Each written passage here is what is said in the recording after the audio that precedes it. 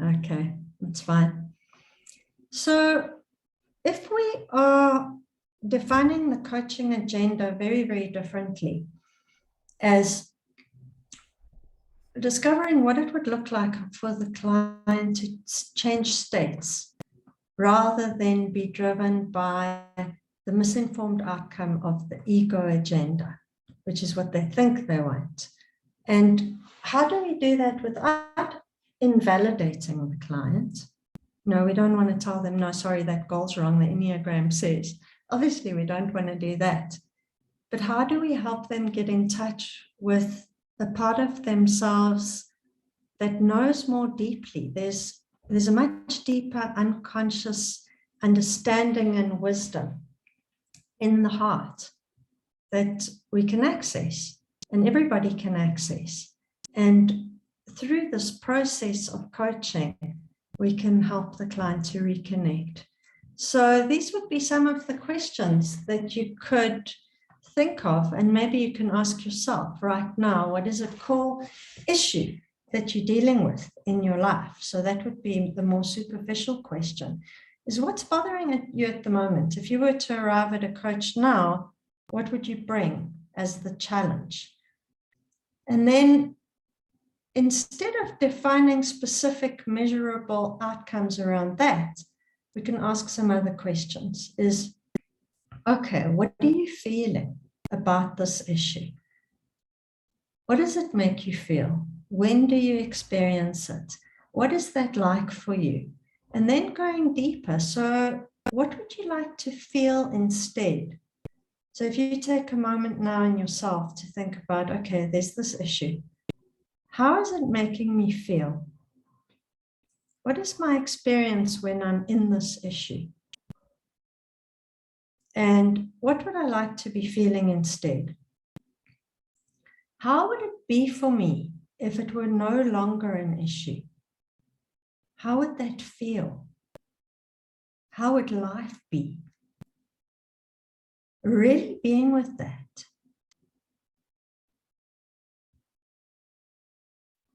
What do you really want?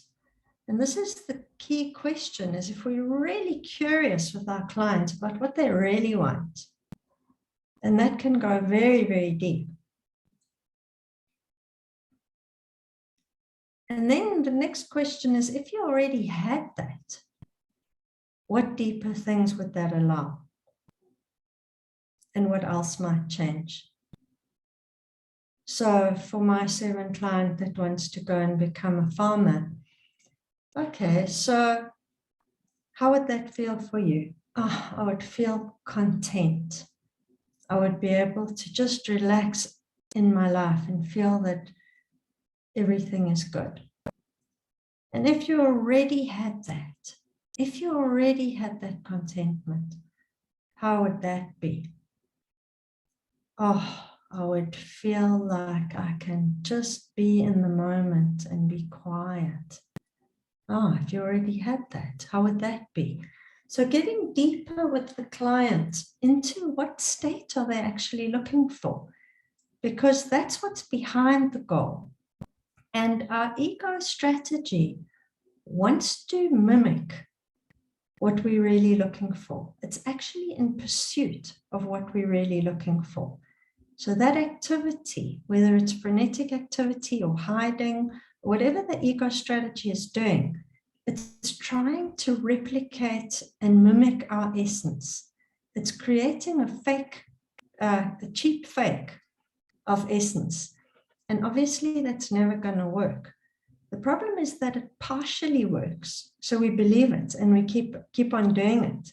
Now our ego strategy has sort of worked, and it works until it doesn't.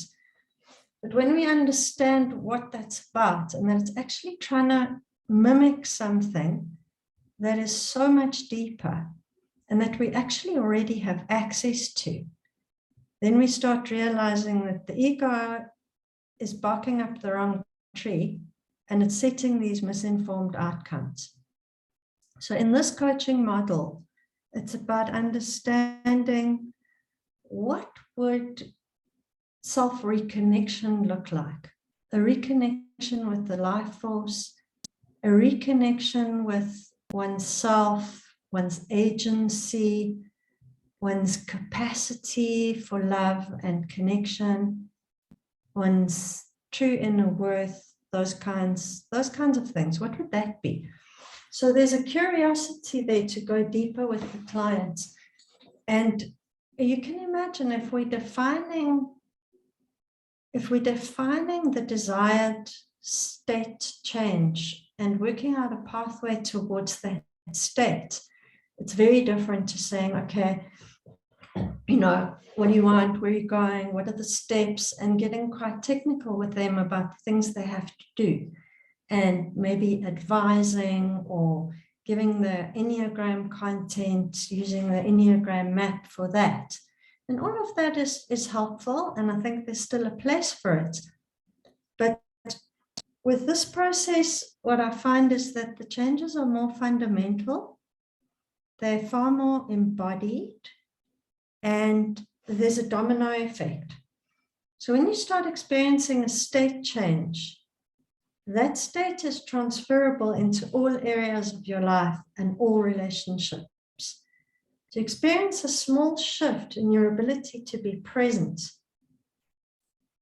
that starts the domino effect, because you have a taste of it that's real. And when you kind of anchored, or you have an anchor in that state, those of you who know NLP will know exactly what I'm talking about, then you can activate that state consciously in other contexts. And then it becomes less about, okay, I better be non-reactive, and about controlling the ego, and about fighting the ego, and self-analysis, because you've got easier access to something else. So that's really probably gives you quite a good idea about the mindset shift and the paradigm shift between goals versus states. And you can know for yourself what it's like for you to be in one state versus another, and how different those can be. So what this approach does is it actually empowers you to choose your state and to move yourself to the state, to the desired state, and to actually discover how much agency and freedom you have to choose your state. And I'm not talking about just saying an affirmation and doing the reframe and telling yourself what to feel. It's not about that. It's about finding real keys to things that already exist inside you and are there. When we allow the personality to relax a little bit, we discover what's really inside us. And those are these essential qualities. And what happens is we actually learn to trust more and more that we can pull back into the self and relax into those essential qualities. And there's a whole lot of Enneagram theory about this. The new Alma's book, Keys to the Enneagram, is a wonderful, wonderful book for understanding more Enneagram background about how this works. And Sandrometry, the spiritual dimension of the Enneagram. I was going to give you a little taste of some of it.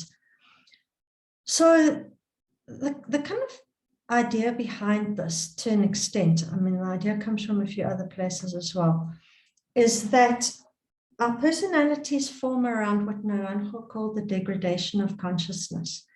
So that means that this experience of wholeness, the natural capacity that we have in ourselves for connection and love and movement in the world, our sense of autonomy and agency, like a little kid, going and taking stuff apart and exploring and having that, love of aliveness and being in contact with the world. Well, obviously, depending on how much trauma they experienced in utero, but the false self is almost an impingement on that instinctual aliveness and that wholeness, an impairment of some of those capacities.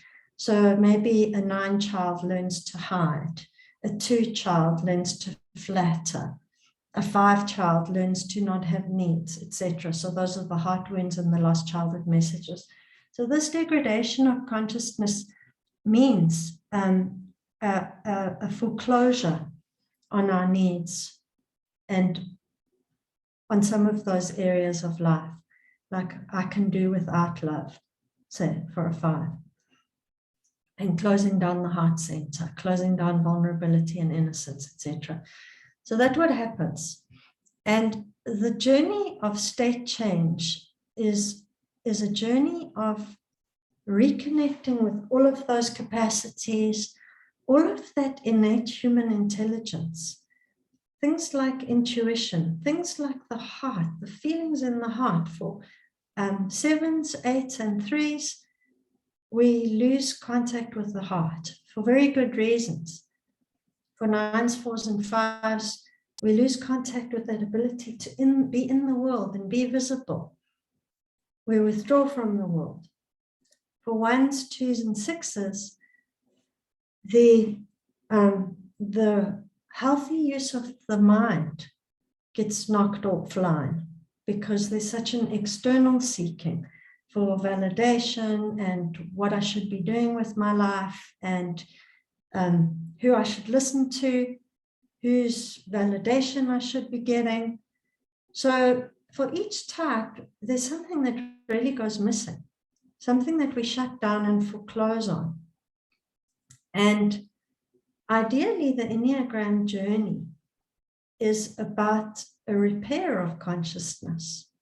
Even the word repair, a healing of our consciousness, a healing of our capacities, and a revitalization of each of the centers, their intelligences, our intuition, all of these inner senses that allow us to be fully alive.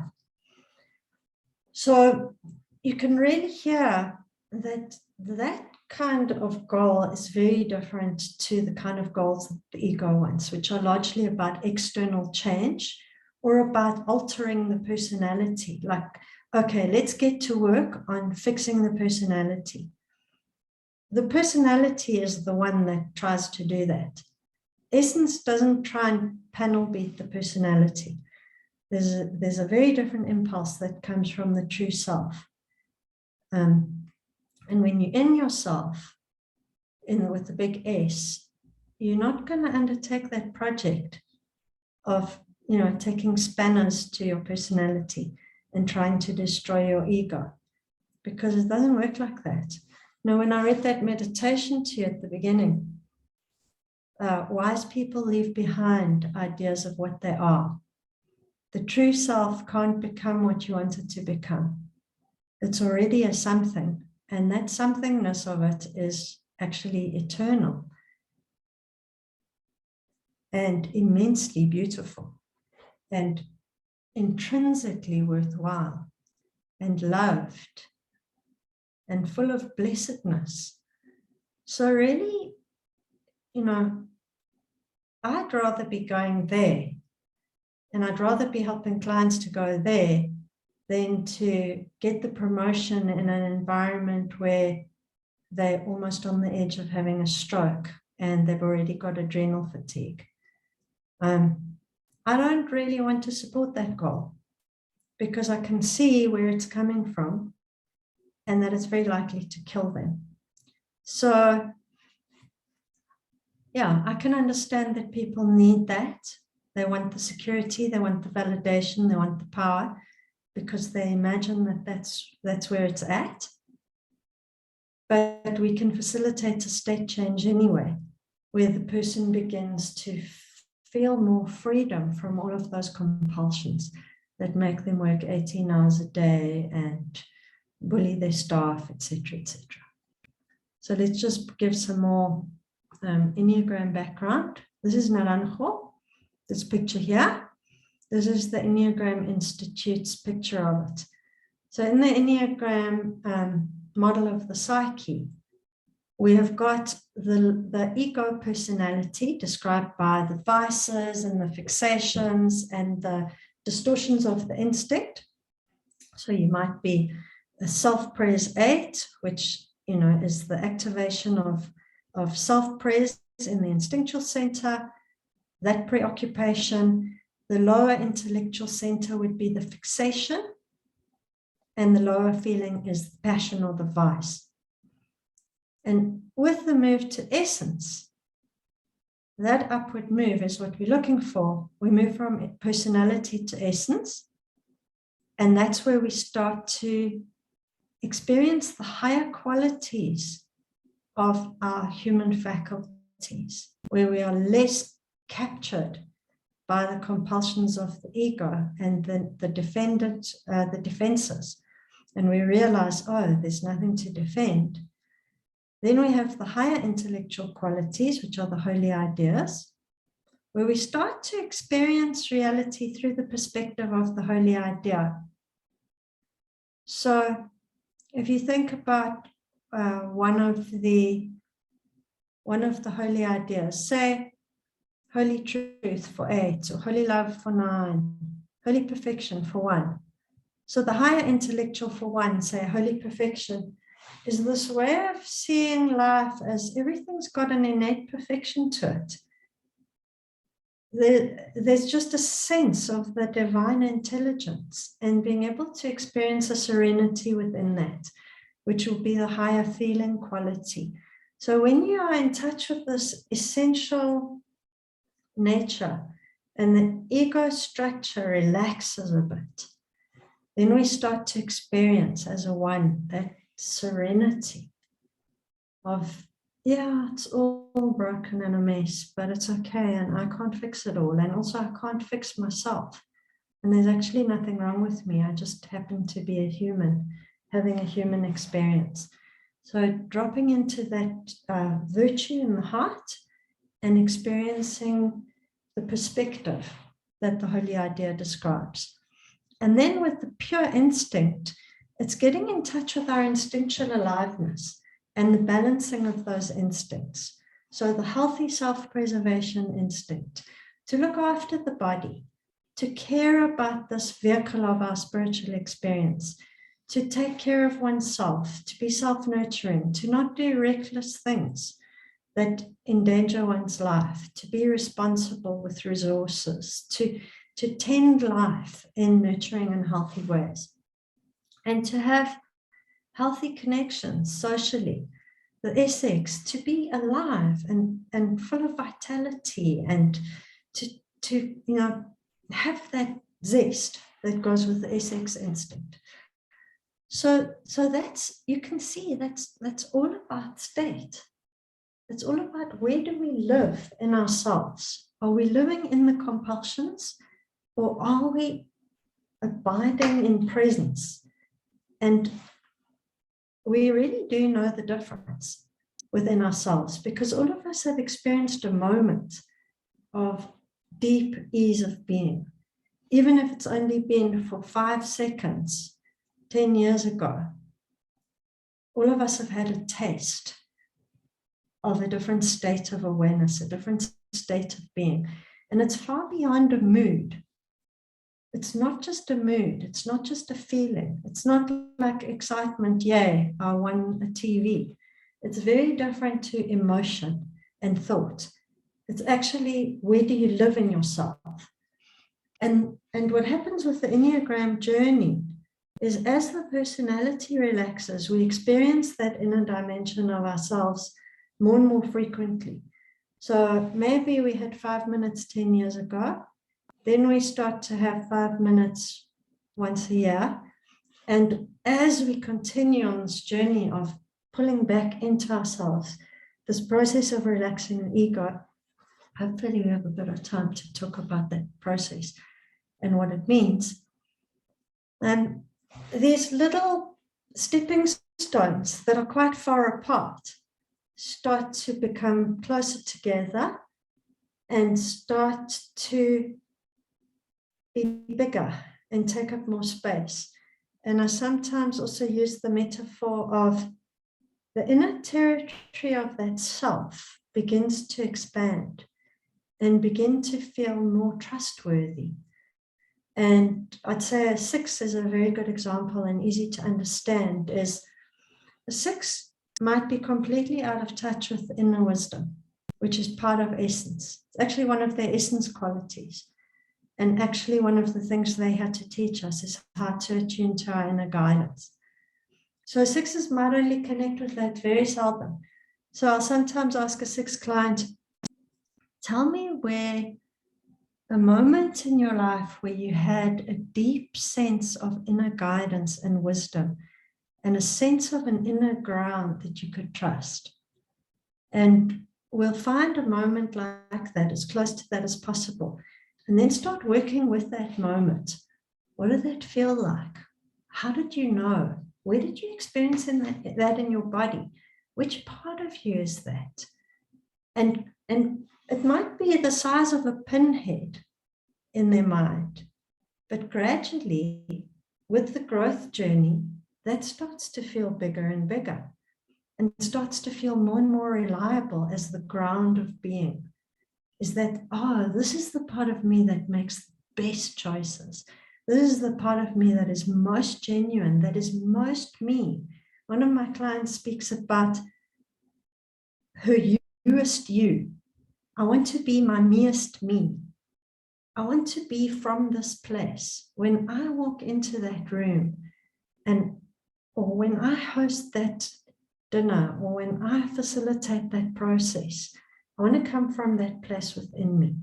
And the Enneagram calls that essence, that place of knowing, of wisdom, where our nervous system is settled.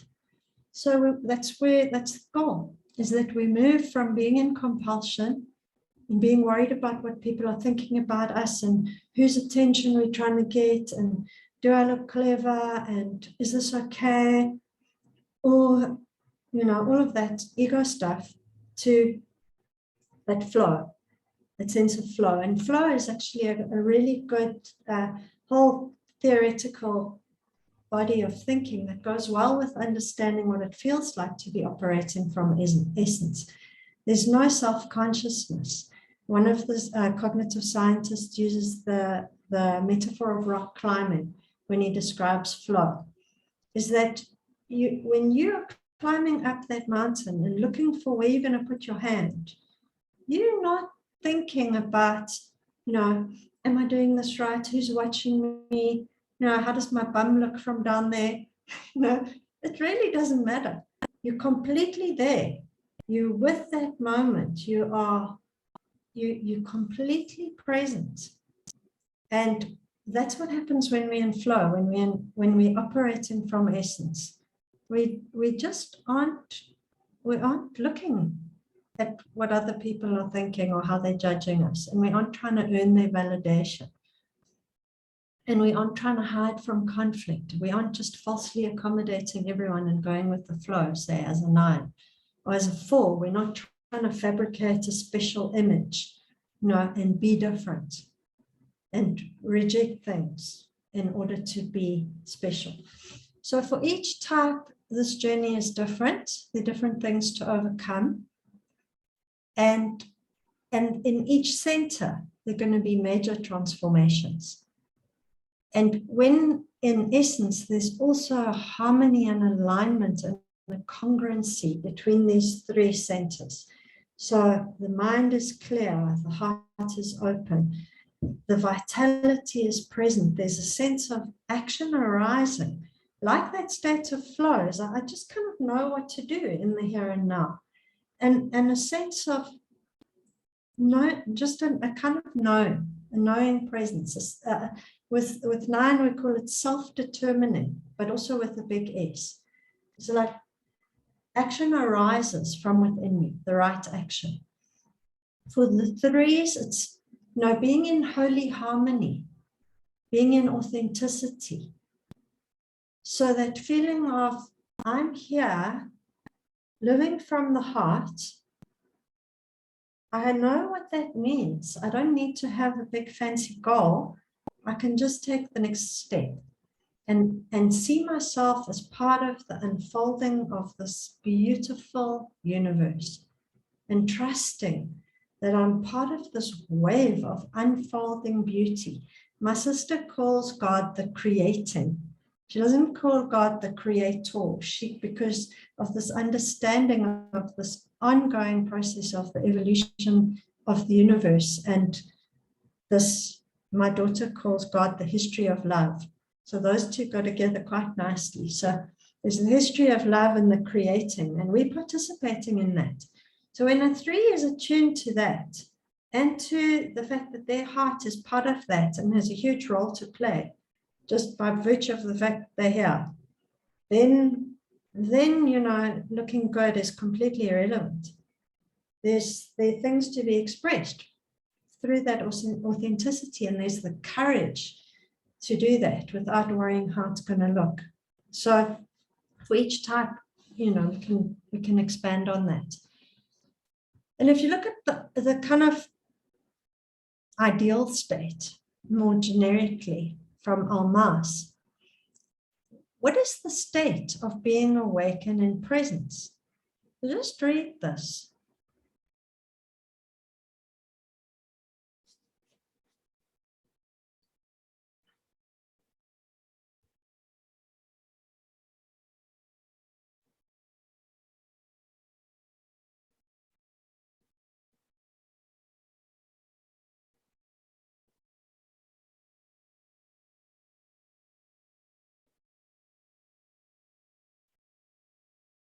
And aren't these moments of absolute relief from the effort of the ego, from the striving, from the inner conflict and the noise of the mind and the insecurity and all of the ego stuff? It's such a relief when we have moments of this.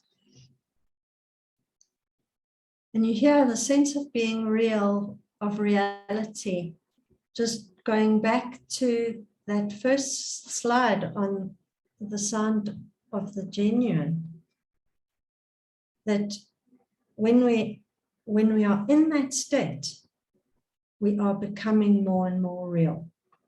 So are you seeing the trees with the white font? Yeah, okay. So in Gurdjieff, which I also find really a fascinating concept, is that our true spiritual maturity and growth is determined by how much time we spend in this state, in presence, awakeness, being conscious, because this is when our soul is truly touched by our human experience. So if you think about our ego state, we're resistant to life. We're not actually really here at all.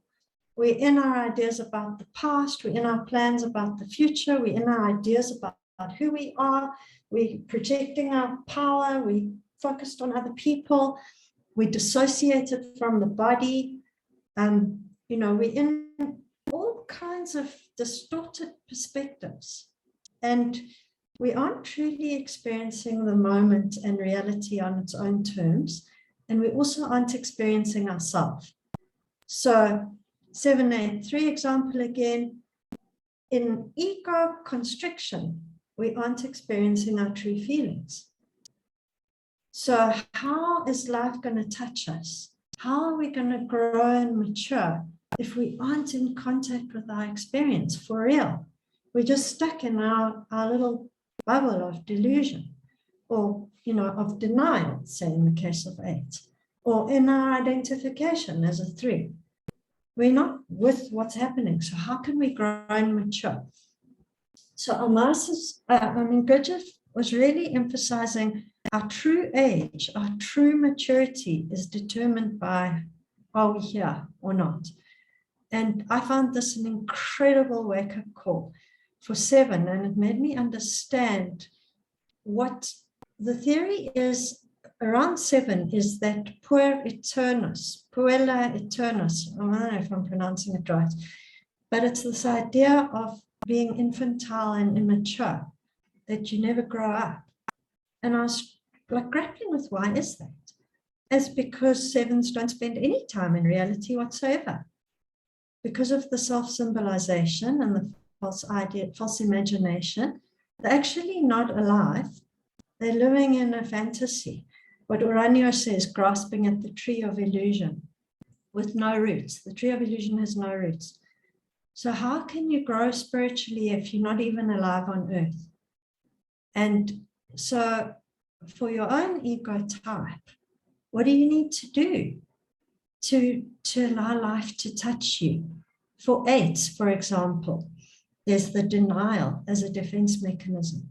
So if you've already decided in advance that reality is this way and that way, and you bring all that false prejudice, and you've already written people off, they're almost like cardboard cutouts and you won't trust them. You're not allowing life to touch you at all. So you can't grow, you can't learn, your heart can't evolve. And in Enneagram terms, growth is the evolution and opening of the heart center. In Sufism, our true consciousness resides in the heart. And it is our heart's knowing that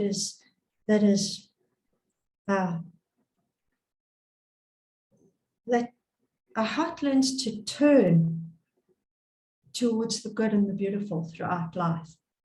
Good, the beautiful, the true. So if we really hear, we're more sensitive to our heart's innate knowledge of goodness. So if we're not here and we're stuck in that ego strategy, we can't turn. Our heart can't even turn to the divine, because our heart is turned to approval or seeking security or trying to fit in or whatever it's trying to do when we're not really here. And it's only this part of us, the part that is able to be truly present, that is able to attune properly to the goodness of life and the universe, and to spiritually connect. I think I've got something cool somewhere about that. But I hope that this is giving you something to reflect on, and to notice the difference in yourself between those times in your life when you've experienced this contact with life from within, those feelings of my personality was able to relax for 10 minutes, and just how different that is. So I'm going to stop there for a second, because I want to just test where you are, what's landing for you. And I'd like to just maybe call on a few people to ask you what you're hearing. And I know some of you particularly are horrified being asked to speak in public. So I just invite you all to just relax your personality horrors in advance. And I would like to ask Teresa, would you mind just saying is what's landing for you, what your thoughts are? Well,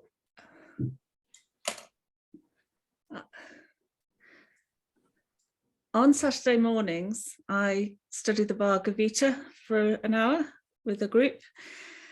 And what I came away with this morning, which is absolutely mirroring what you're talking about, is a wise man is not distracted by the incessant flow of desires. So this idea of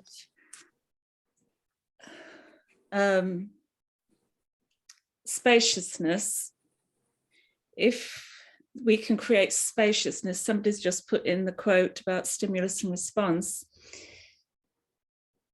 is when we're very defended and very in ego, we're very dense. So we're either resisting or we're like holding, whereas spaciousness is more that we've got space. So the desires sort of come at us unless we want to become a hermit. You know, we live in this world, they come at us, but we have the space that they can flow through us. Because there's a steadiness underneath that we don't need to just keep defending. So what you're saying for me, which is absolutely the work of the Enneagram, is the fact that the Enneagram is not about improving yourself at all. that is something else. The Enneagram is about knowing what's you and what's knowing the two sides of you.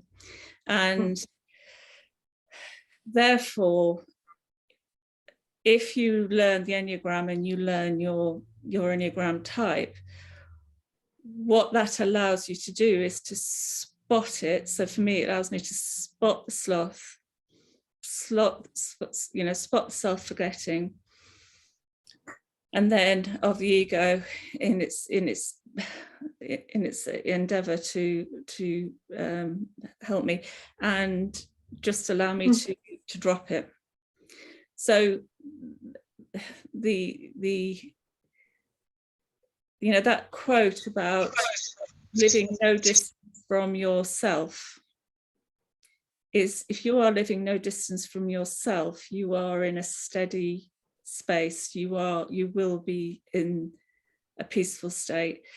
It's interesting for me as a 0.9 because there's two states I can be in. It can be apatheia, which is the true state of non-attachment, as we were saying in Buddhism, of not reacting to my ego fixations, just really being in this steady state, this peaceful state that my ego is always trying to create by trying to make things smooth on the outside. Or it can be I'm in apathy, I'm in my personality and I'm not bothered.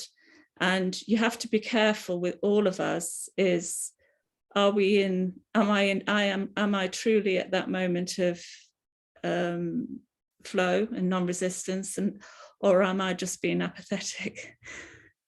And so the true essence and the ego states can look quite similar, but what's different is how you feel, the level of peace you feel, for me, if it's true. So I think what's hitting me is the fact that I take great umbrage at the ego, at the Enneagram being used to increase people's desires, actually build the ego, to actually add to, getting you out of presence, because goals are always usually in the future. So it's the one thing that's actually, as you say, if you're concentrating on your state, you're in the present moment. If we're concentrating on goals, it's always that sort of journey. Whereas actually, at any moment, we can be there. And that's not to say that we, as a living organism, we need to grow and develop and have purpose. Or else, it's not that, but this sort of continual picking at oneself. Well, if you're in an ego state, that's easy because there's so many things, but actually, the ego can never wake up. That's the bit that can't wake up, that bit. It's not possible to wake up.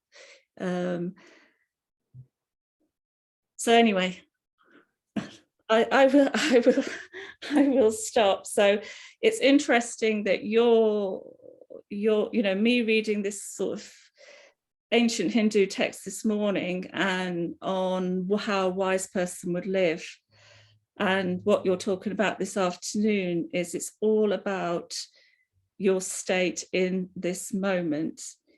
Yes, set goals, set aspirations, enjoy life, but not because there's something fundamentally wrong with you that you need to change. That's a completely different thing. So thank you, Ingrid. Thank you so much. Wow. Let's just take a second to look and see what's resonating with ourselves, because that's part of it, is the self-attunement to be able to notice what's touching us. So yeah, just noticing what stood out for you really in what Teresa was saying. Thank you so much. Let's just take a second. There are a couple of things that really landed for me in the language and the metaphors.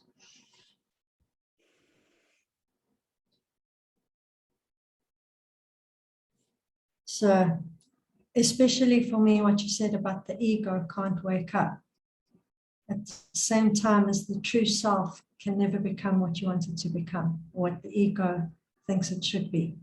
Mm. And difference that you pointed out between apathia and apathy. Yeah. So that's what I was saying just now, that the ego almost works, because some bits of apathy look a little bit like peace and harmony for an eye, you know, but not exactly.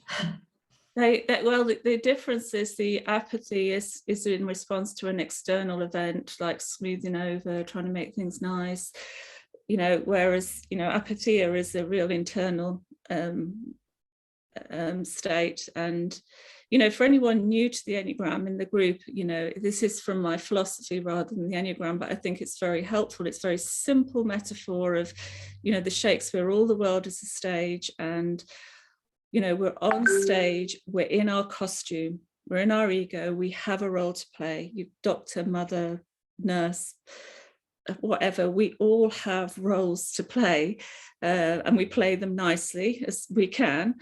But the wise person knows, the person who has understood that that isn't me, is the person who is the actor, who knows that they can go behind stage.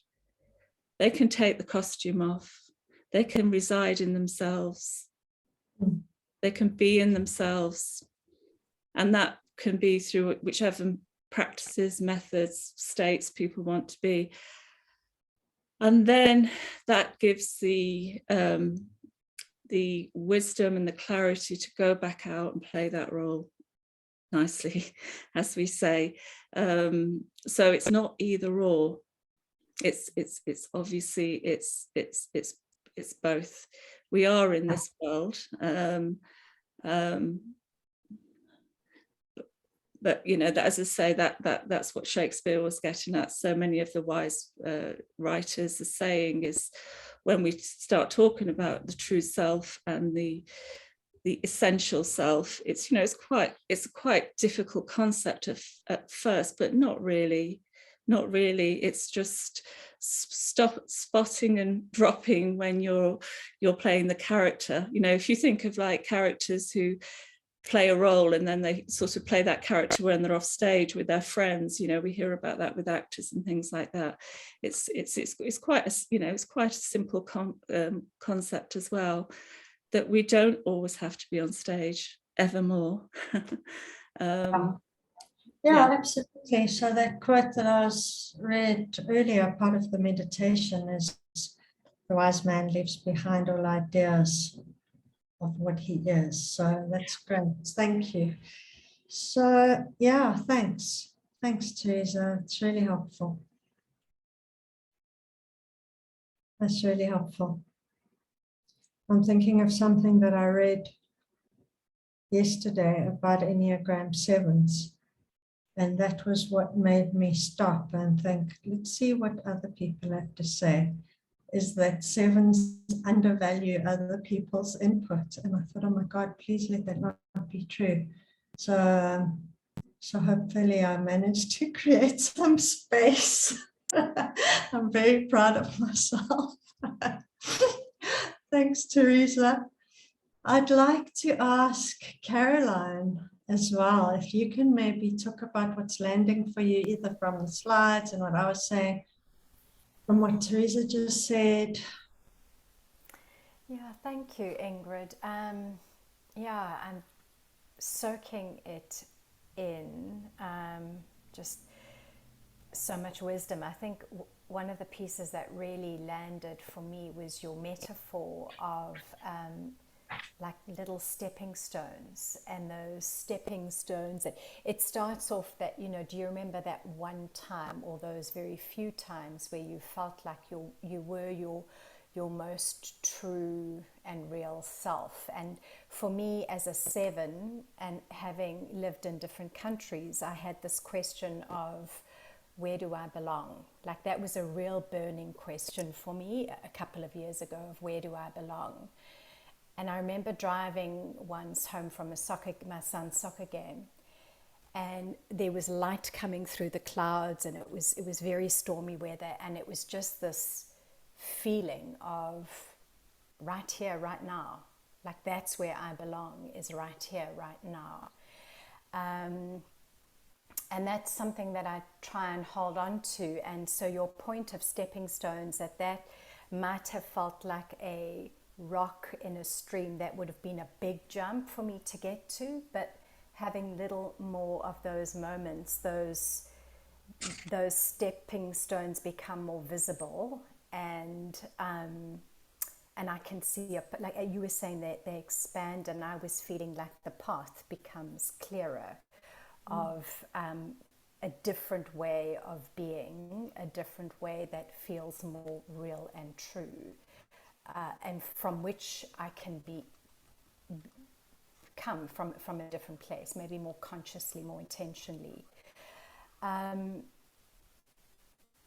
second thread that was flowing through for me was this recognizing, I guess it ties in with our ego and our defensive state, is the power of denial, deceit, and dismissal, and how incredibly powerful the energy is behind that. Like, we know it when trying to work with a client or someone that we know, that you can't fight the denial, you've got to work with the deceit or the denial. And for me, the word dismissal was really coming up, and Ingrid and others who are way more expert than I just was thinking, for me, dismissal as a 7 feels very true, that I can't take a compliment easily, and I just notice how easily I dismiss things.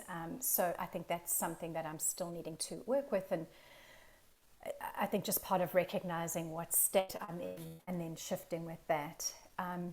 The third piece that I did want to offer as a connecting with what you've been sharing and work that I've been doing in an embodying presence coaching program is, this week we were talking about the distinction between a relationship as a construct and relating as a flow. And I think Teresa and I think Ingrid, you both referenced to ourselves as living organisms, and that just feels so true and important, that we are not the identity or the role on the stage. We are actually living organisms all the time, pulsing with the flow of life all the time. And so how can one work with this, being more conscious of your state? How am I showing up, and how do I want to show up? That ties in with recognizing there's a difference between relationship management and stakeholder engagement, and which are the relationships that I need to be managing, or how do I be as a parent, versus I just show up in the flow of life and I'm relating. And sometimes I'm relating from my higher self, and sometimes from my lower self. And how do I become more aware of that? And then can I attune to that a bit more? So yeah, those were the things that were coming up for me. Wonderful. Thank you. Thank you. Yeah, let's take a second to just pay attention to what touched you in what Caroline said. What moments touched you? Where did your inner senses respond? Maybe there was a moment when your heart expanded, when she said something that particularly landed, or like when you said, where do I belong? Right here, right now. I got goosebumps over my entire body, which is what happens to me when somebody says something very, very true and beautiful. And I pay very close attention to that somatic intelligence that brings that awareness. So just pay attention to what touched you, what's landing for you. That's what's feeding the magnetic center. You know, Gurdjieff spoke about the magnetic center, which is in the heart. It's part of the higher emotional center. And that's the faculty in us that orients us towards truth. So when we hear something truly true, good, beautiful, our heart responds. And it's actually the job of our mind to pay attention to that, to bring that awareness away from all the busyness and maybe thinking about how people are judging us, whatever occupies our thoughts, and notice, how is my heart turning? What's touching me? What's beautiful? And that's really your inner guidance, is that magnetic center. It's like a compass. So when things move you, when things land, like, give them the space that they deserve.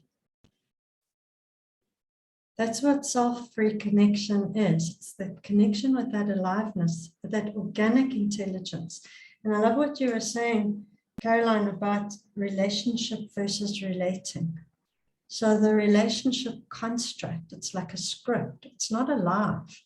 You know, you're reading from a recipe of this is how a leader needs to be. This is the persona. This is the formula. These are the competencies.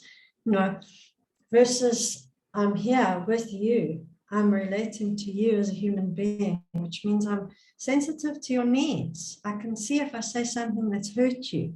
I can see if my way or the highway doesn't land that well for you. Some people like it, some people are intimidated. You know, that if you're relating, you're much more aware of that flow. You're also speaking about the flow of life, you know, that showing up in the flow of life. And that term showing up sometimes makes me skeptical, because it can be used in a way of persona. How are you showing up? What persona are you bringing? And I've seen it used that way in corporates. There's one corporate that I worked in where they said, when you swipe your card to get in the morning, this is how you need to show up. And they had the leadership persona. Some of you might know which company I'm talking about. And the leadership persona was a whole lot of behavioral competencies and, you know, the ideal leader, like a cookie cutter. And I think you were meaning showing up in the exact opposite way, is my ability to, my capacity for relationship is available to you. My presence is here. I'm offering you my meest me from essence, to be with you and to be curious, you know. So I love that distinction between a relationship construct and relating. I sometimes call that free range. You know, when we're relating free range, there's no script, there's no recipe, we don't know what we're going to be talking about. And even if there's an agenda, you know, it unfolds with more authenticity. And we're not trying to show off to each other, we're really here. And that's the part of that unfolding mystery. Yeah. So thank you. That's such beautiful contributions. I really appreciate that. So let me see. I'm going to go back to my slideshow again and just check if what more kind of content I want to share. Okay, so the more time we spend in this relating, and it's actually like relating to each other, relating to ourselves, and relating to life itself and to the cosmos and to existence, that we mature and we grow as people. So in an Enneagram universe, the kind of conventional coaching mindset around goals and change is often to do with some understanding of the levels of health. So, as a 7, going from being like this, escaping, rude, abusive, infantile, etc., and triggering everyone and being unconscious of how we're doing that, to what Caroline was speaking about, appreciative, savoring, really here. A sense of, it's unconditional joy. Here I am in the traffic, feeling a sense of here I belong. So sometimes we try and make this about goals. What I'm saying this model is of state change is more about understanding where are we in our being when these behaviors and attitudes become possible. So B for behavior, A for attitude. You can see that these are sort of like states. They're more like qualities that emerge from an underlying state. But I think state is even deeper than this. The state is when we have the capacity for these higher qualities, when we're grounded in some kind of stable equanimity, the virtues, the apatheia, the impossibility Evagria spoke about, where life doesn't buffet us. So we can feel satisfied and joyful no matter what's going on. So what underlying state makes this possible more and more and more of the time in our lives? And if we truly think of these as independent of external goals and accomplishments, what does that mean? So if you want to just take a screenshot of this, so that you've got it at hand. I only chose 3 of the levels. This is level 1. This is level 4, which is the average good day for most of us. And level 7 is the first of the lower levels. So it's not the truly dysregulated state, but it is when we are dropping into the unhealthier levels. I don't even like to really use the word unhealthy and healthy because it's got a value judgment to it. And from a trauma-informed perspective, I prefer to think of these states or these behaviors as, they're defensive. They're like that for a reason. At these levels, it's when we are feeling threatened or insecure, or sense of shame, and we're compensating for those heart wounds. So just really moving from trying to cultivate certain attitudes and behaviors or to mimic them, which is exactly what our ego tries to do, to actually understanding what state do we need to be in for these things to become possible. So in this model, this coaching model that I've got the qualification, 5D, is defining the delta, defining this potential state change and experiencing it involves a number of things, and I hope to just give you a sense of what some of them are. So being trauma-informed, and that means non-diagnostic and non-agenda setting in terms of these are the things that need to change about you. So not criticizing the person's ego one tiny little bit, because those protective parts of themselves are there for a very, very good reason. And they learn to foreclose on their aliveness at a very young age for very good reasons. Normativity versus client autonomy.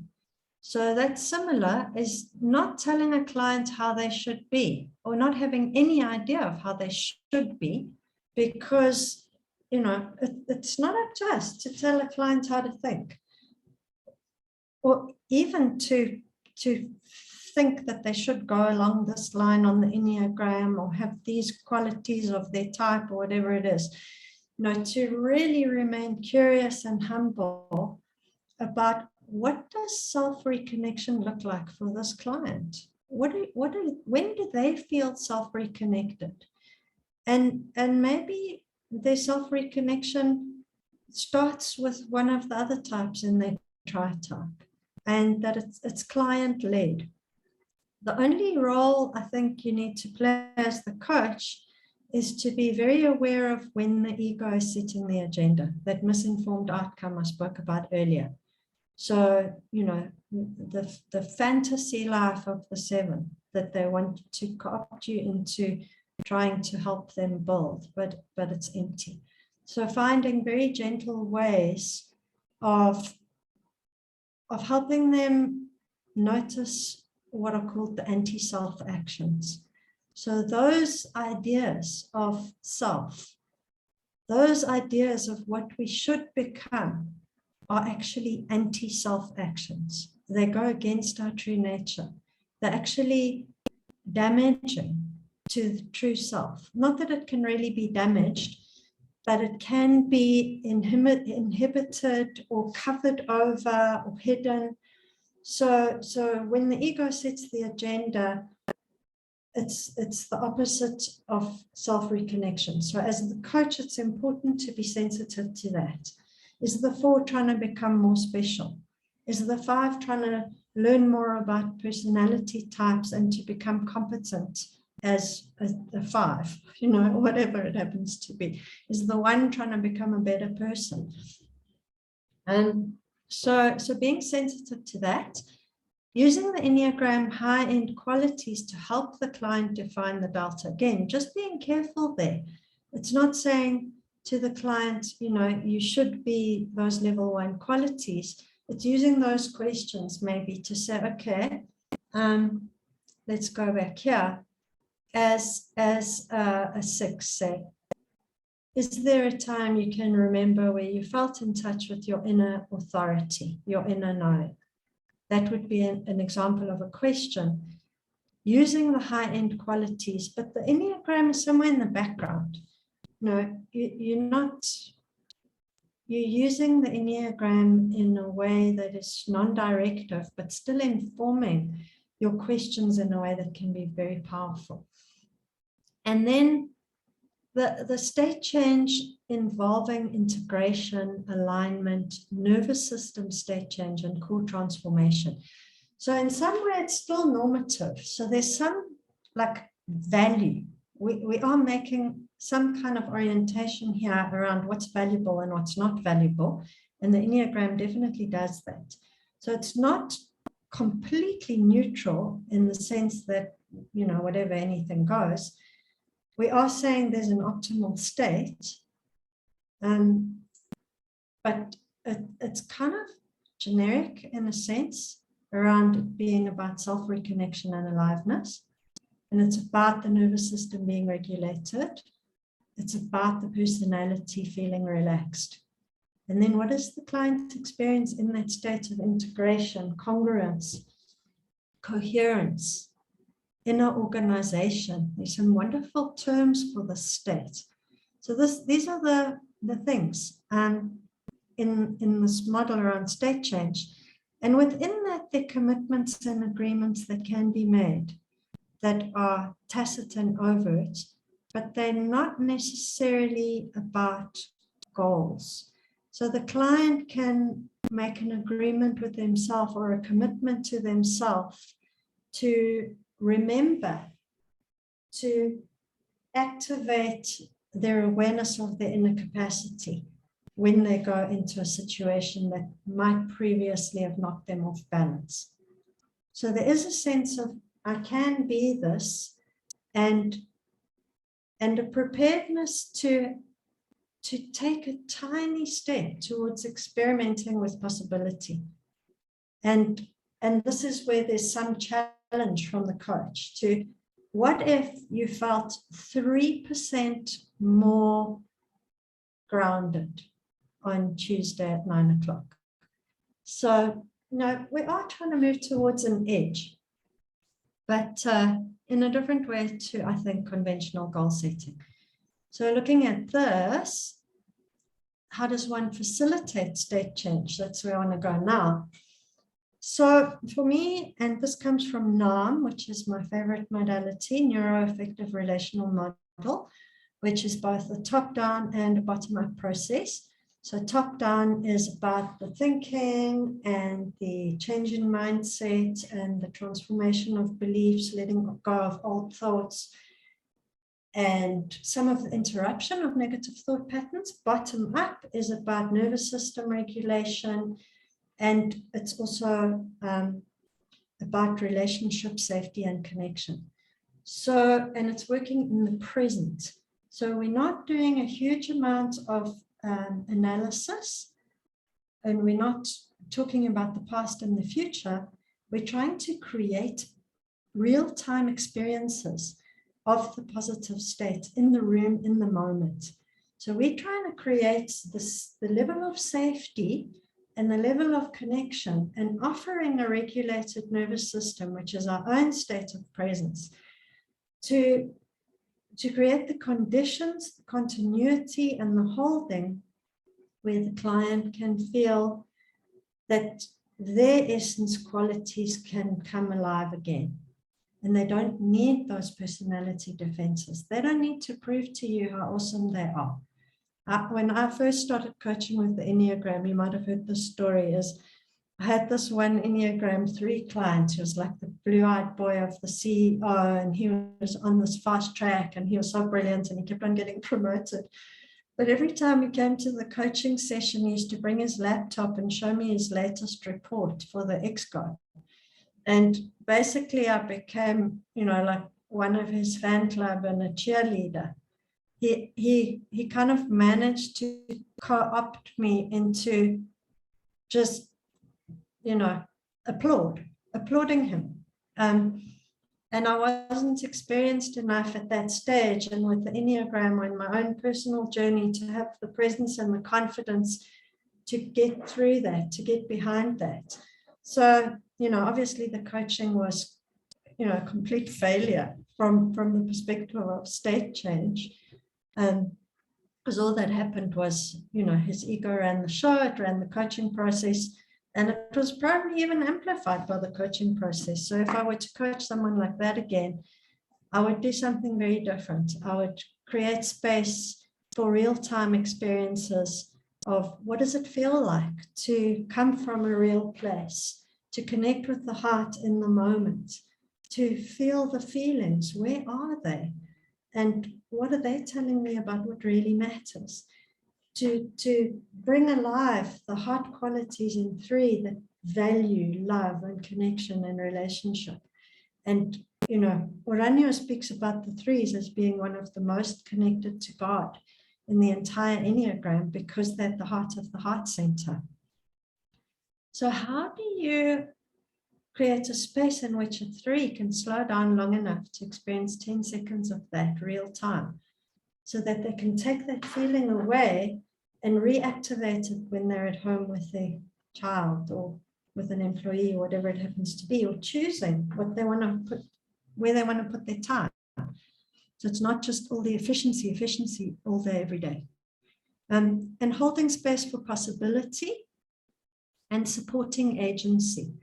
So agency is really that part of the client that is able to make a very wise choice about what they want to do with their life force. And more, it's actually, what does their life force want to do with them? So connecting with that ability to go with the flow of the life force. And it's constriction and resistance to relaxation of the personality. I know, Teresa, you spoke about this. From noticing and feeling and becoming aware of that constriction and resistance, like, oh, I've got to keep life away, or to defending, to armoring up, to avoiding, to being small, to actually, okay, I can relax all of those strategies.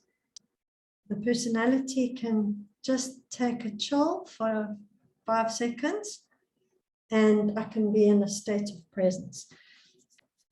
And in the room, we can create opportunities for the relaxation of personality, and to notice and validate it. Like, oh, Renata, I saw for a moment there you were able to relax. I saw you sigh deeply. What did that sigh mean? Tell me what happened when you sighed. So creating that real-time relating, that's you and I right here, right now, something just happened, what was that? So those would be the kinds of processes that happen in a space of safety and relating. And what happens with this is there's this thing in hypnosis, I think it's in NLP as well, called the access state principle, where when we're in one state, we find it difficult to imagine another state. So you'll know when you're really depressed, it's very difficult to get out of it and imagine a time where you felt really joyful and engaged and spirited. So one of the symptoms of depression is like losing your love of the things that you used to love. So this is what's the access state principle, is that we experience things in comparison, and the mind works by comparison. So when we know that, we're able to realize, oh, I've got no access to gratitude and joy in this moment. What's going on here? And being able to attune to the self in such a way as we can change state. And it starts with the recognition. So yeah, I've really seen that. And one of the Jesuit spiritual directors who came on a number of my courses taught me about this idea in that practice of desolation and consolation. And one of the things that happens in that contemplative Christian tradition is that you start to notice and recognize the difference between desolation and consolation. So for me, this is the access state principle, is notice. Am I in desolation? Am I grasping in the ego? Am I crawling over broken glass? Am I scared? Am I, fantasizing about awful things happening, whatever it happens to be? And recognizing that is a state of desolation. It's a state of spiritual desolation. If I'm worrying about, what is the board going to think of me? If my slides aren't perfect, whatever it happens, it doesn't matter. You know what I'm talking about. The desolation versus the sense of I'm fully here, I'm in flow, my best is good enough, I have inner authority, I can trust my inner wisdom. There's an arising, life is good, and I'm part of goodness, I'm part of holy harmony, I'm part of the holy wisdom unfolding as reality. So when we get into those states, then we know, I'm in consolation, I'm experiencing the consolation, I'm experiencing presence, and I'm bringing presence to my own experience. So refining the awareness of, are we in desolation, are we in consolation? My example earlier, Renata, when you sighed like that, what happened? I'm noticing something. Is that presence? Is there anything in you that's resisting that presence? And being able to start settling more and more into it. So when client has those experiences, they can carry them outside the session and start experiencing these higher qualities more and more frequently. Those stepping stones get bigger and they get closer together. So the exploration of the anti-self actions in the present moment is what's going on here right now that's inhibiting your ability to experience that presence, or what snaps you out of it? Where are you engaging in the anti-self actions? So for example, are these the anti-self actions? Yes. So this comes from Sandra Matry. I find this one of the most powerful things to work with, the Enneagrams. These are the things that we do to our true self because we've foreclosed on the possibilities of our true self living our lives because of what happened to us in childhood. So that book is one of the best books you could ever read, ever. If I were to say there's one Enneagram book to read, if I could only have one Enneagram book, I would have that book. It's the very, very best Enneagram book I've ever read. The Spiritual Dimension of the Enneagram by Sandra Matry. So she explains this Enneagram. The things that we do to our true self in our defense mechanisms that keep us out of touch with this presence and aliveness. So this one, I gave the example of the 6, self-inhibiting. So if you just read what that means, let me just minimize the gallery. Just have a read of the slide. This is what 6s do to themselves unconsciously, and absolutely unconsciously. They undercut their own inner wisdom and intuition by misusing the mind to doubt their deepest wisdom and impulses. If you're a 6, you're probably thinking, oh my God, that's exactly right. Inner feelings, that deep impetus, even perceptions get undermined, doubted, and invalidated. Now I've got to consult the inner committee rather than trusting that knowledge of the heart in myself. And that undercuts the ground, the inner ground of 6. And that inner ground is the thing that's connected to divinity. That's the thing that knows. That's the thing that draws on the infinite knower. I put here deep calls to deep. It's a line from the Bible. Our inner deep knows the deep. And if we undercut that and we doubt it and we replace it with an inner committee in our own head, we've inhibited the intelligence of our being. And each of us have a special way of negating our deepest self. And when we learn to relax the personality, when we learn to stop doing this, then we start to take that inner journey towards the holy ideas and the virtues, which is non-resistance to life on its own terms and joy and gratitude for our existence. So Teresa was speaking about resistance. We stop resisting life. And in all the mystical traditions about surrender, the ease of surrender, the non-attachment to how we think things should be, the non-attachment to how we think we should be, an idea of ourselves, and a surrender. The word Islam means surrender. That whole entire spirituality and cosmology of Islam and Sufi mysticism is about how do we surrender to the real. Another name for God in Sufism is the real, which I absolutely love. And what that looks like, the wholeness, is everything comes into coherence. Our sensations in the here and now, our feelings, the meaning that we're making of our experience, our behavior, the images and thoughts that we have in our mind is coherent and here. Whereas if you're in a triggered state, you're worrying, you're fantasizing, you maybe having a flashback of your past, your sensations are probably out of alignment with the here and now, there's no mindful presence, your behavior is not going to be open and responsive, you're going to go into script, into autopilot rather than your behavior being open and alive. So these are some of the qualities of being present.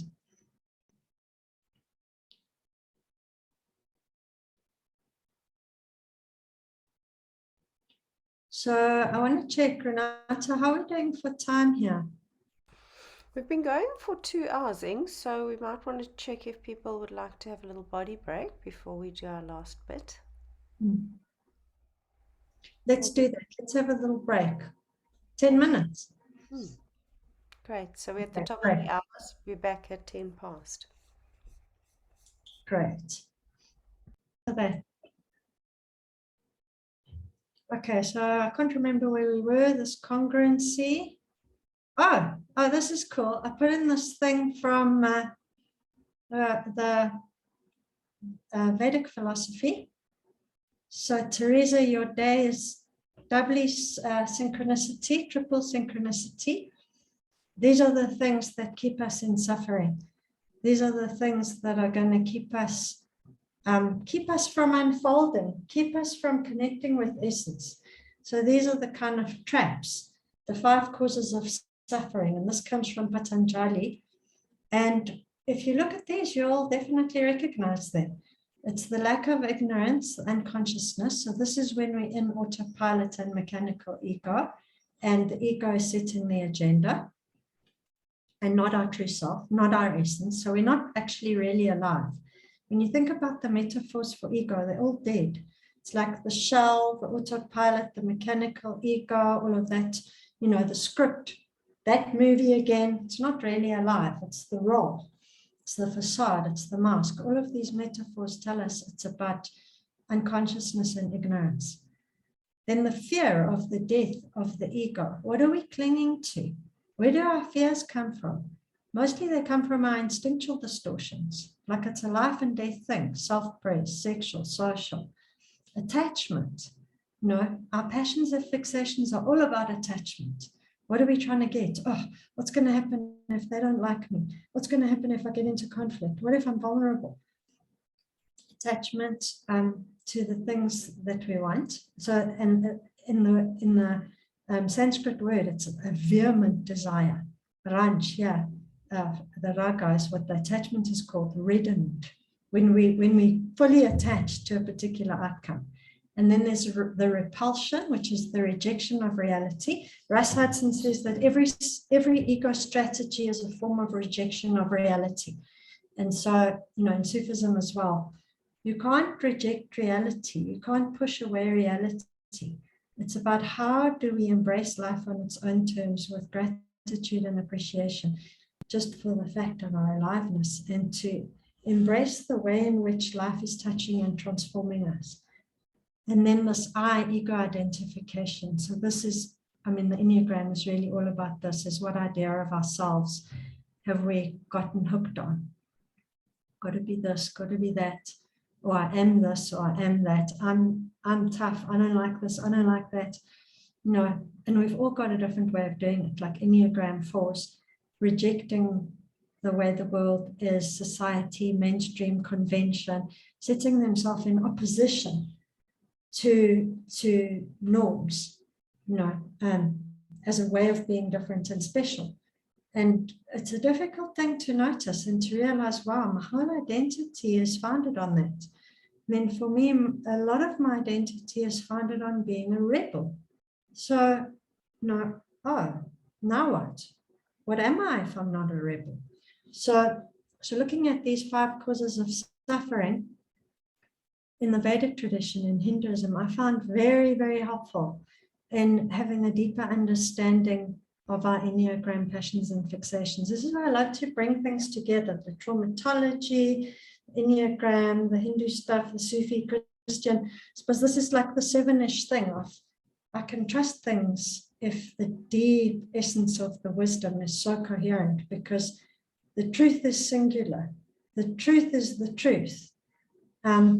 And everything else is just interpretation and different words. So let's get to, what does the change look like? So Tom Condon speaks about 4 different categories of change work.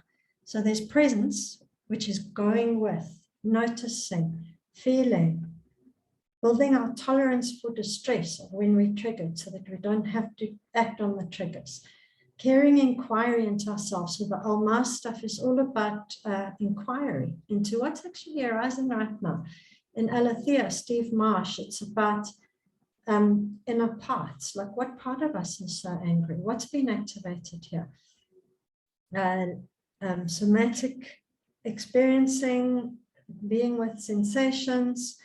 In leadership embodiment, Leela Okubai facilitates with me on 2 of my big courses. What else is here?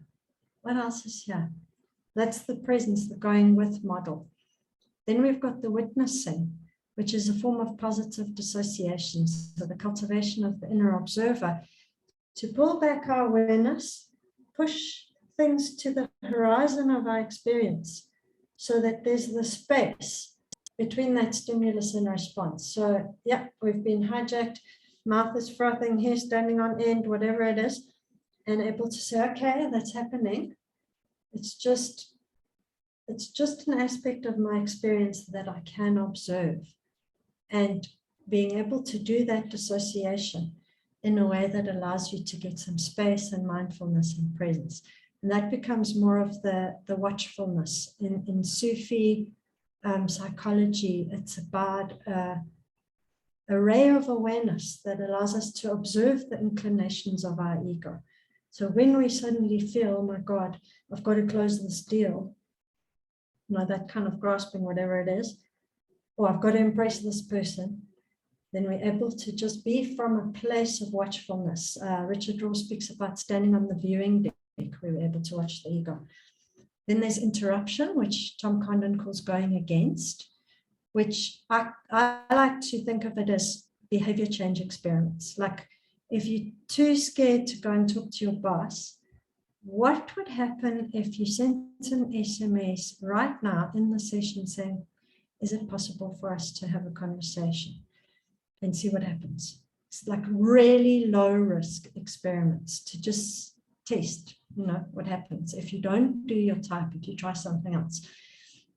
And this would be things like amplifying strengths, and collapsing anchors is when you take a strength from one area to another, restoring some instinctual health. So for example, self-praise repressed.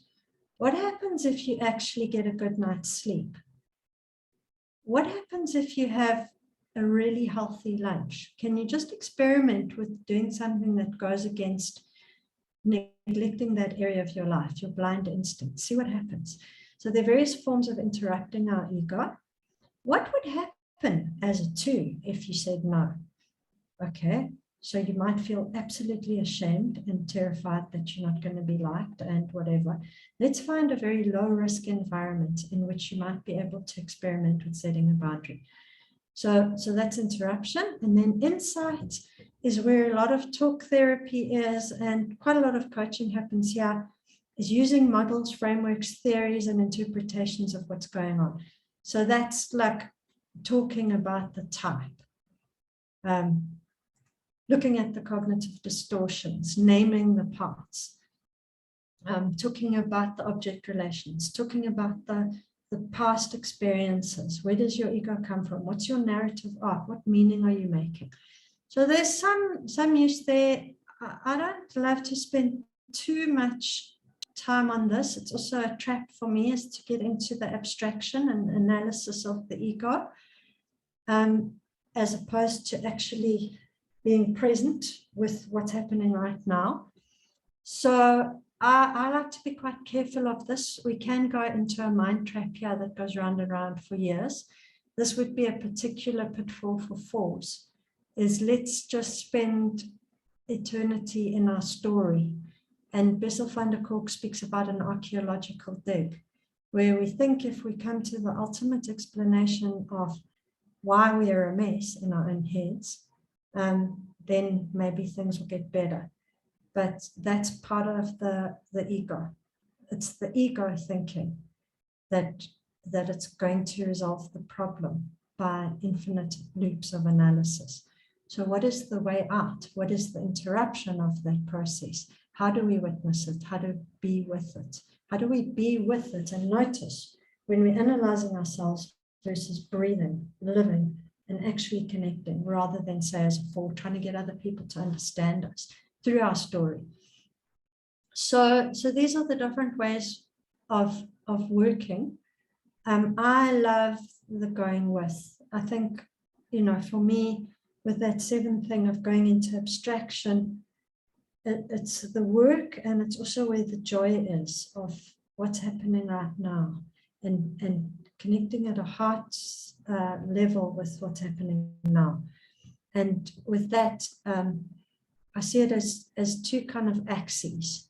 So the one is realness and depth of presence in the present moment. Like, am I really here, for real, here, in the now, with mindfulness of everything around me, oriented, grounded, self-connected, connected to the capacity of the heart, feeling, how am I using my awareness? Am I truly attuned? Am I listening? Am I noticing? Or am I in that 7th thing of, talk, abstract, jump between 500 things? No, doing the thing. So these 2 dimensions I find helpful. So that depth of presence, arriving, and then the ability to love. How much of reality can I include and not resist? So this could also be called non-resistance. Is can I embrace life and my experience and the person in front of me? So I'd actually like to turn it around and make depth of presence go down. The deeper you go, the better it is. But let's just see it as what it is for now. So you want to increase your depth of presence, your ability to be here with what is, and your ability to love and include everything.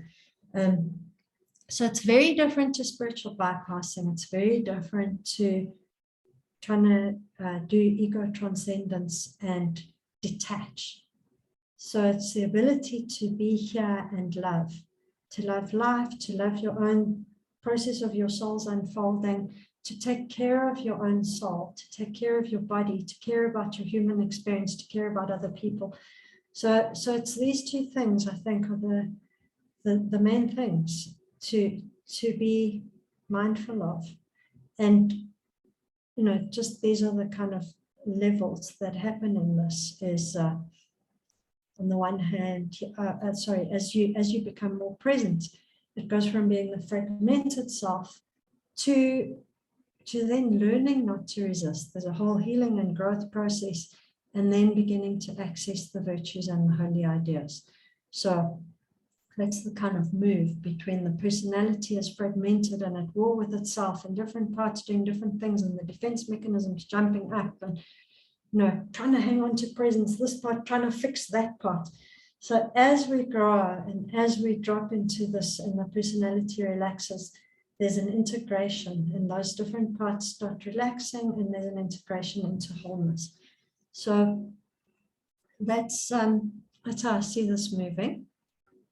And then there's 6 dimensions of core transformation described by this woman who developed a process called core transformation. It's really worth looking at on YouTube. There's some really cool exercises and demos and lectures and stuff. Her name's Connie Ray Andreas, and just look up core transformation. And she also does something called wholeness work. It's all wholeness work. And these are the 6 aspects of the transition to wholeness. So it's directionalizing the unconscious towards the positive. So replacing automatic pictures in your automatic mindset with something that's oriented towards the light. What is your intention? Is your intention to connect with the heart and to grow and to heal and to believe that's possible?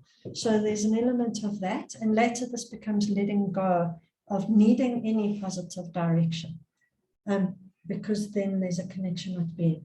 The external to internal orientation, careful 4s, careful 5s. It's about not looking externally or not trusting your fixation to get you the thing that you want, but going and finding that thing within.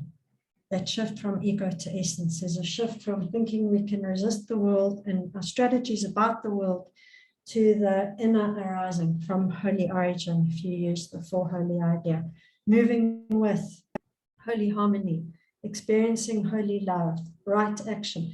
Virtues and holy ideas are all about these later stages of each of these dimensions. From force to no force. I love this one. Enneagram 1s, please pay attention. 8s, 3s. Trying to force yourself, trying to force life, trying to override yourself. Enneagram 2s, forcing yourself to do helpful things, even if you don't realize you're doing it, repressing your own needs. Later, this becomes no force because we're self-attuned. On integration versus overlay and separation. Integration is when there's this coherency that we understand our inner critic, we appreciate the protective role it's played in our lives, it's integrated, it later becomes like a special advisor or an ally or a member of our posse that we ask, but it's not something that's attacking us. So we have less internal strife, we have more coherence and integration of the inner parts. And the inner child, the wounded child, is not being triggered all the time. And the adaptive child, which is the kind of fake personality, is not running the show. That the I, the essence, the will, the true will, is the one who's directing our lives and is grounded in wisdom, the sobriety of 7, the non-attachment, humility, all of those wonderful qualities in the later stages, where there is an integration, where we're able to be with these difficult parts of ourselves with compassion. And then moving from this outcomes orientation and goals and needing to change stuff and overcoming things in the world, or just being with these symptoms that we've got to get rid of, like I can't handle this anxiety anymore, I can't deal with this insomnia anymore, or I hate myself, whatever it is. So just experiencing this problem, and later on, it becomes about accessing our wholeness. There's some typos here. But anyway, never mind, you get the picture. So when we connect with the wholeness, the truth can emerge. And then identity and being. So instead of trying to formulate how we should be and having an idea of how we should be and trying to panel beat our personality and fix it using the tools of the personality, which are our ideas about ourselves, that those things get released and we move into that place of relating versus relating from a construct. So yeah, please excuse my typos. So that's really the end. What did I put here? Oh, these are the Sufi stations of the soul. So going from the soul that's given over to evil. I mean, let's not get too uptight about We're that. not seeing the slide. Okay, thank you. What slide were you seeing? Whole transformation thing still. The dimensions, those 6 things. Yeah. Were you seeing this? Yeah. Okay, thanks. So then the next one is just to bring in a little bit of Sufi philosophy. Sufi psychology is so beautiful and sophisticated. So it goes from the soul being totally compelled by, let's say, the need for validation, security, the instincts are running the show. There's no consciousness. So it's called the soul enjoined with evil. It's basically ruled by the ego and the instincts. To then the recognition and the split of these different parts, and they're competing, it's very fragmented, to feeling the awakening of there's a possibility of something else, to gradually starting to reach more and more ease of being.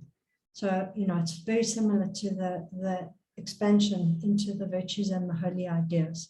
So if you look into any form of mysticism, you'll find this consistency of the underlying journey towards accessing a different state of being. There's state changes that happen along the road. And when we experience them, we know. Like if you think to a past you that you almost can't recognize, don't just think of what that person was doing. Like, oh my God, I would never do that now. That's the easy way to know what to look at. But if you go back into that moment and you think, what was I feeling? What was I thinking? Who was that me? How was I standing? What was my posture? Then you start understanding the state that you were in, and you compare it to the state that you're in now as a default. Hopefully you've jumped a few pebbles into a newer state. So I'm going to stop there, exactly on time. Brilliant. Look at that. Can you believe it? So I'm going to stay on for a little bit. I want to get feedback and get some thoughts. And yeah, let's hear. I'm very happy to see some of my big Facebook buddies here. Michael, do you mind? I want to hear what's landing for you. Okay, wait, let me just, if you need to go, thank you so very much for being here. And yeah, I hope to see you again. The recording will be sent out. And I posted on my YouTube channel, so you can get it there. We'll send the link. And I'll also post it on the Community of Practice Facebook page. So if you need to go, thank you so much. Okay, I'll look at the chat in a moment, but I want to invite Michael. It's the first time you could be here without your kids jumping all over you, and it's great to meet you properly. How are you doing? Yeah, good. Just on that last piece of the way that we tend to judge ourselves, our past selves, when we're less aware, less conscious, whatever you want to call it. I kind of want to connect that back to the stepping stones metaphor. Like I see the stepping stones as almost like islands of consciousness or contact with self that we can almost trace those felt experiences, but a lot of times we don't let ourselves go there for fear, because we've bought into the story that we have about those being inaccessible or unsafe or socially conditioned out of us. And I think I like the metaphor of the waters of the unconscious receding as we get more conscious, as we get more capacity. The waters, as they recede, they kind of reveal that these discrete little stepping stones, these islands that we're hoping to grow, they're actually part of a bigger structure, an underlying like archipelago, or underlying, rooted in the Mother Earth. I feel like in that sense, we can kind of retroactively say, oh, these are all aspects of us. These are all parts of us, for better or worse, the things that we idealize or the things that we felt we couldn't contact anymore. I feel like there comes like a homecoming and a sort of present moment integration of, oh, those are all aspects of me that I don't need to cut off or protect myself from anymore. But I like the relational piece of, if you have a coach or if you have a professional that you're trusting with this behind the scenes digging into, or the archaeology, it's almost like, oh, take me there, take me to those places that you felt most free or most like yourself. And I think just modeling that in the moment, like you mentioned, the real-time trust, saying, oh, take me to that experience and show me what it's like. And even in that invitation, there's a risk and there's fear and there's insecurity of like, okay, my defenses are coming up, but can I have just enough, ventral tone, vagus tone, that I can just be with this and let this person in to see that this little part of me that I've normally closed myself off to. I think that's a beautiful, very relevant example that kind of incorporates the embodied aspect, the nervous system safety, the relational aspect that I think everyone on the call is aspiring to. That's what comes up for me. Yeah, that's super awesome. You're just speaking the NARM ethos. It's like the feeling of NARM is what you're bringing, that modality. It's so comforting, and I'm sure when you were speaking, everybody felt that comfort of what you were saying. I would really just encourage all of you to check out NARM, NARM, the Neuroaffective Relational Model. And there's an incredible podcast, wonderful interviews with amazing trauma healers and therapists. The guy who founded NARM is a guy named Larry Hiller. And that whole paradigm has changed my world and my way of being and my way of thinking about coaching. And it's actually where this 5D coaching model emerged from, was when I was doing the NARM training. Is it just suddenly just landed that this is how I want to work with the Enneagram. So please check it out, if this appeals to you, and how Michael was speaking, that feeling of what goes along with it. It's a deep presence and compassion and non-judgment and appreciation that is really beautiful. So thank you for that. I know that in the 7 with the line to 1, there is often that edge of self-judgment. It's like, I really harshly criticize my past self. And what you're offering there is, you don't have to. No, it's okay. There's the homecoming. So that feels like such a relief, to think that maybe I don't need to hate my past self so much. Thank you. Anyone else want to say something, contribute? I just had a very strong visual when Michael was talking there in relation to the stepping stones of the idea of self-development work is about lowering a waterline. Yes. But there were this huge entity of true self is this huge, and then there's these little, as you say, that looks like stepping stones appear, and as the waterline goes down, they become bigger, so that it sort of feels more. So just sort of seeing the coaching, like you're saying, is just lowering the waterline is Yeah, I think that's a very powerful metaphor that also landed for me, is that we realize there's a deeper structure. It's like Mother Earth. It's the bedrock of our psyche has always been there.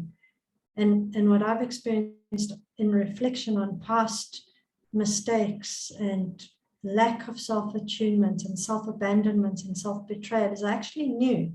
A part of me knew that I was self-abandoning or self-deleting or self-inhibiting or giving away my power, but I didn't have the capacity to listen to that because I didn't know that that was the true bedrock.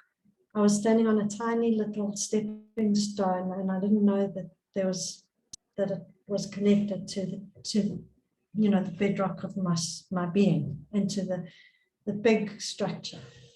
So I think that's a very productive and helpful metaphor. And let's hear from somebody else. Anna, Francis, Tim. I was just going to build on that metaphor in the sense that, as I listened to Michael describing it, it struck me both in what he was saying, but also the fact that the water can come back every now and again and obscure those stones. And the important thing to remember is knowing that they may be obscured, but they're still there. Yes.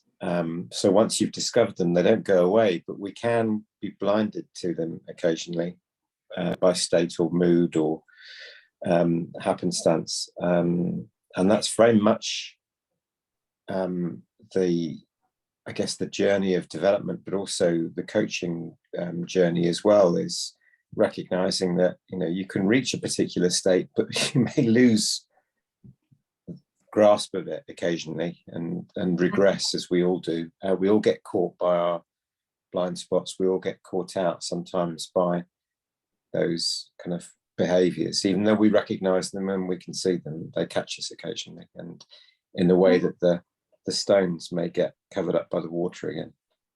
Wonderful. Thank you for that. And again, it's just a reminder, like, let's not try and perfect ourselves and think that we need to always be firmly on the bedrock, because now we've got an idea of how we should be.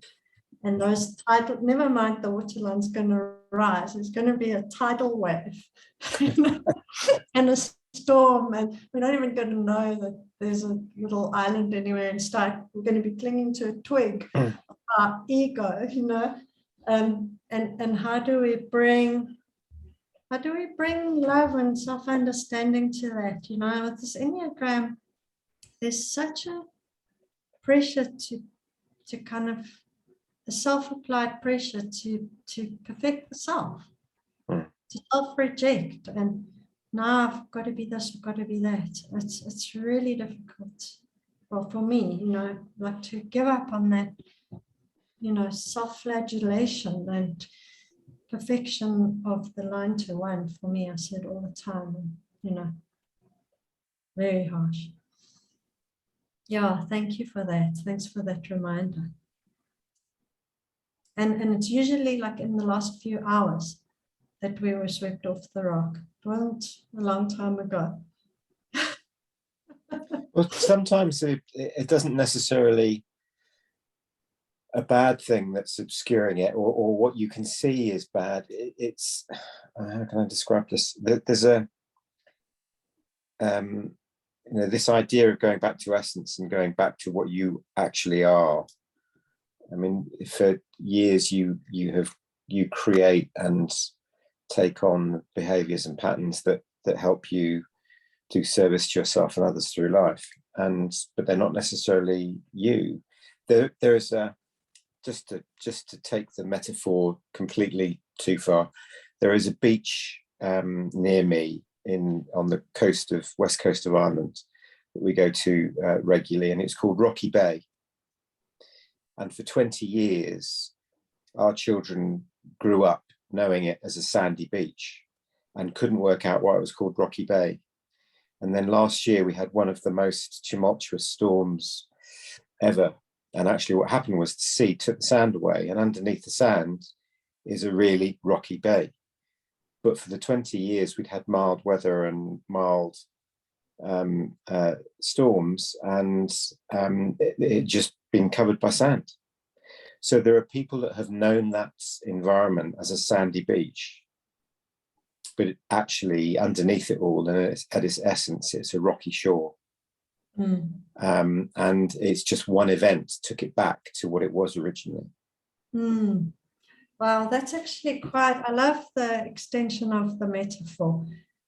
Because if we think about it, the shock points in our life, like those big storms, when we are completely smashed and we can't rely on our ego anymore, then often we do discover what's real after the storm. Like the storm strips away all our self-delusion. In Sufism, there's this metaphor of self-annihilation for now. And Sufis actually say to one another, I wish you death before death. That may the truth of who you are be revealed. I wish you the death of the ego before death. That we discover that truth underneath. Yeah, thanks for that. That's cool. So Melody's got her hand up. I know that Joy, you had your hand up for a while. Oh, okay. Who was first, Melody or Joy? Joy. I was starting to feel sheepish, so I took it down. I just want a little caveat. I can't stay for long. I've got to go to visit my brother in the hospital. So I'm just going to have Joy and Melody, if you can try and keep it a little bit focused, because I definitely need to go.